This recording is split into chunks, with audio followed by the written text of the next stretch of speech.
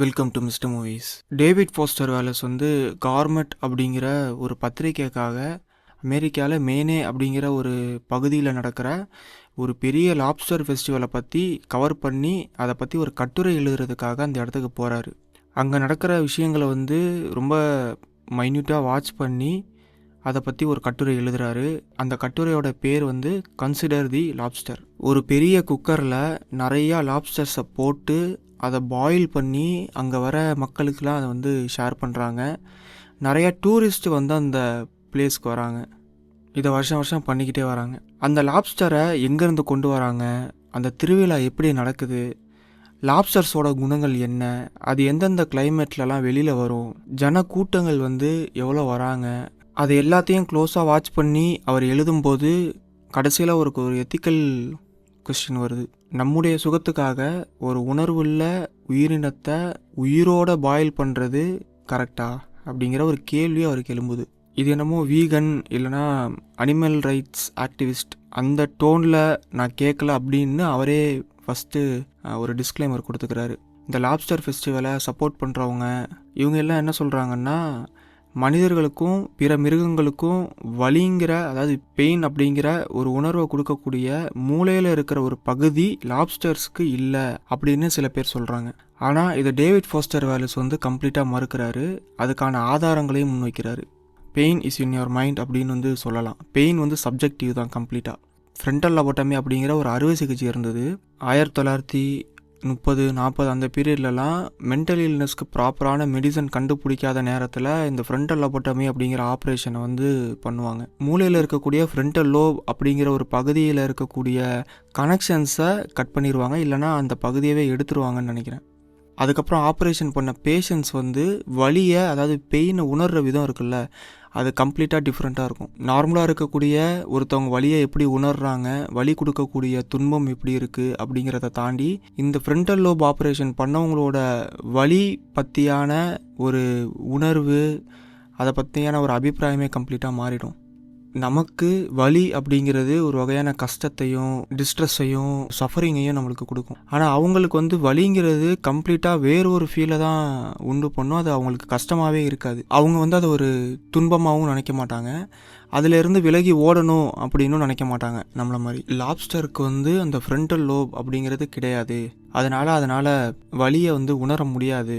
அதுக்கு வந்து வலி சஃபரிங்காக இருக்காது. ஒரு விஷயத்த வந்து அதுக்கு சப்போர்ட் பண்ணுறவங்க கொண்டு வராங்க. இது எல்லா விஷயத்தையும் உடச்சி டேவிட் ஃபாஸ்டர் வேலஸ் வந்து ஒரு முடிவுக்கு வர்றார். என்னென்னா, லாப்ஸ்டர்ஸோட வலி வந்து வெறும் நியூராலஜிக்கல் மட்டும் இல்லை, அது உண்மையாகவே சஃபர் ஆகுது அப்படிங்கிற ஒரு அபிப்பிராயத்தை முன்வைக்கிறாரு. ஒரு குக்கரில் நம்ம லாப்ஸ்டர்ஸை போட்டு பாயில் பண்ணும்போது அது நல்லா துடிச்சு குக்கரை நல்லா தட்டி அதுலேருந்து வெளியில் வர்றதுக்கு தான் முயற்சி பண்ணுது. அப்போ அது கண்டிப்பாக சஃபரிங்காக தான் இருக்கும் அப்படிங்கிற ஒரு முடிவுக்கு வராரு. இங்கே வந்து லாப்ஸ்டர்ஸை சாப்பிடலாமா வேணாமா அப்படிங்கிறது பெரிய பிரச்சனை கிடையாது. அதை தாண்டி அந்த லாப்ஸ்டர்ஸை நம்ம உயிரோட பாயில் பண்ணுறோம், ஒன்று அதை நம்மளே பாயில் பண்ணுறோம், அதை நம்ம சாப்பிட்றதுக்காக பாயில் பண்ணுறோம் அப்படிங்கிறது தான் இங்கே டேவிட் ஃபாஸ்டர் வேலஸ்க்கு ஒரு பெரிய ஒரு எத்திக்கல் கன்ஃபியூஷனாக க்ரியேட் ஆகுது. வாலஸ் கேட்குறாரு, இது போல் ஒரு பீஃப் ஃபெஸ்டிவல் நடத்தி அங்கே ஒரு பெரிய கிரவுண்டை க்ரியேட் பண்ணி நிறையா மாடுகளை வந்து நம்ம இம்போர்ட் பண்ணி அங்கே ஒரு பெரிய மேடை போட்டு அந்த மாடுகளெலாம் ஏற்றி அங்கே எல்லாத்தையும்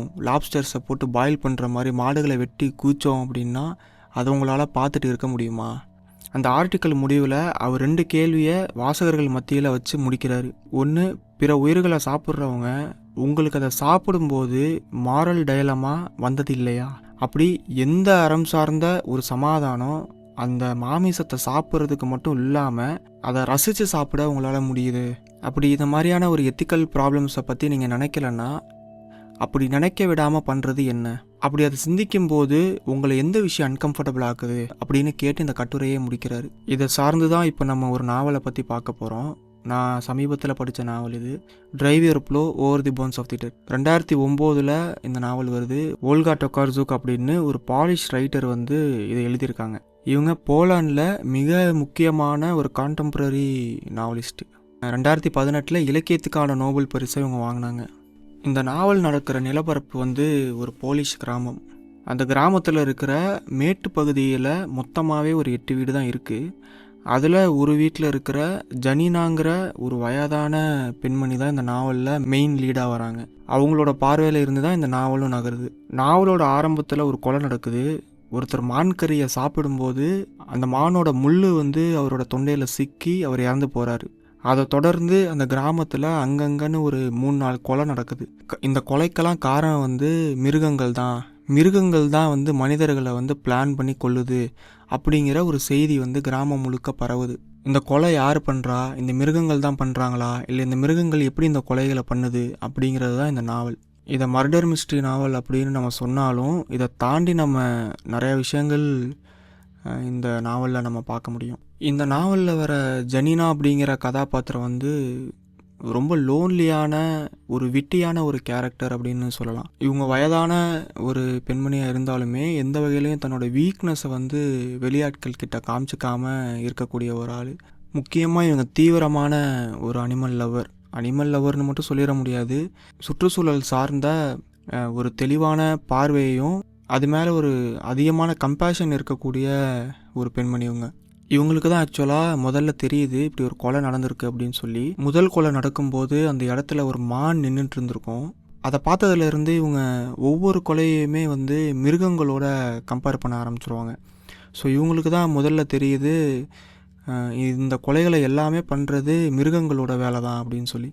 இதை வந்து லோக்கல் போலீஸ் ஸ்டேஷனில் வந்து அவங்க கம்ப்ளைண்ட் பண்ணும்போது அதை பற்றி அதிகமாக சொல்லும்போது அவங்க எதுவுமே கண்டுக்கவே மாட்டாங்க.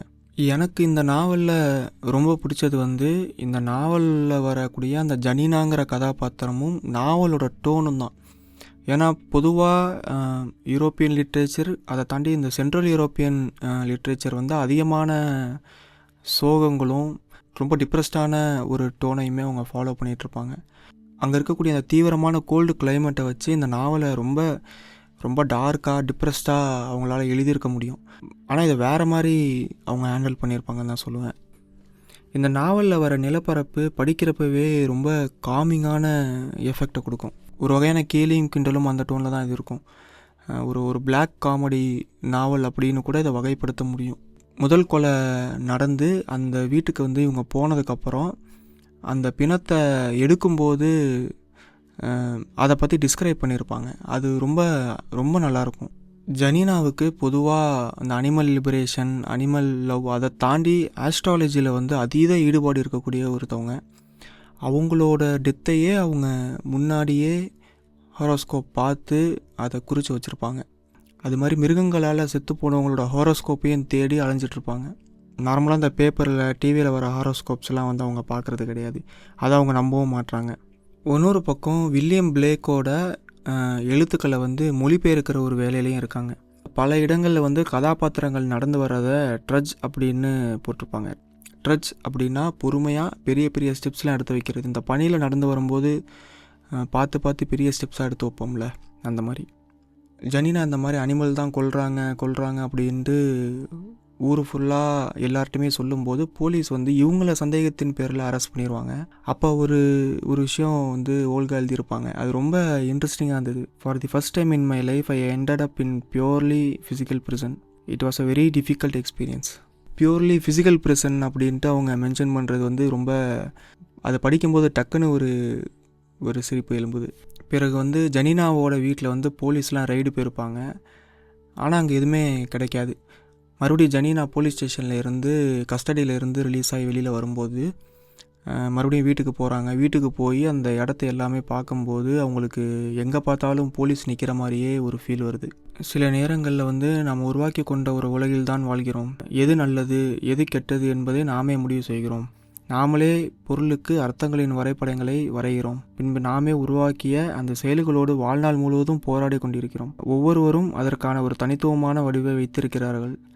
அதனால்தான் மனிதர்கள் ஒருவரை ஒருவர் புரிந்து கொள்வது கடினமாகிறது அப்படின்னு எழுதுவாங்க. இந்த நாவல் ரிலீஸ் ஆன அந்த நேரத்தில் வந்து பயங்கர கான்ட்ரவர்சி கிரியேட் ஆச்சு. இந்த நாவல் ஒரு ஆன்டி கிறிஸ்டியன் நாவல், ப்ரொபகேண்டா நாவல் அப்படின்னு. எனக்கு படிக்கும்போது இந்த நாவல் எந்த ஒரு இடத்துலையுமே ஒரு ப்ரொபகேண்டாவாவோ எனக்கு ஃபீலே ஆகலை. ஆனால் ஜனீனாவோட மன குமுறல்களை வந்து என்னால் அவங்களுக்குள்ளே என்ன ஓடுது அப்படிங்கிறத ஒரு கம்ப்ளீட்டாக என்னால் புரிஞ்சுக்க முடியுது.